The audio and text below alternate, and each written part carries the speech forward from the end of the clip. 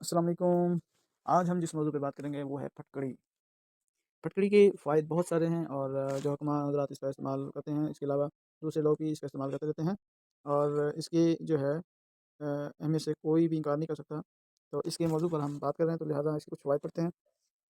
सबसे पहला इसका जो फ़वायद हम यहाँ पढ़ेंगे वो है आधे गिलास पानी में 5 ग्राम फटकड़ी घोल कर पिलाने से हैज़ा का जो मरीज़ है, वो ठीक हो जाता है।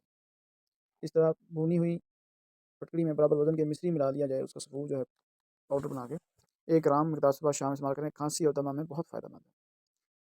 फटकड़ी जो है 40 ग्राम गुलाब के अर्क में 1 ग्राम फटकड़ी घोल कर रखें और 2 बूंद आँख में दिन में 3 से 4 दफ़ा डालें। इससे आँखों की लाली दुखती आँखें ठीक हो जाएँगी। 40 ग्राम फटकड़ी गुलाब, 1 ग्राम फटकड़ी।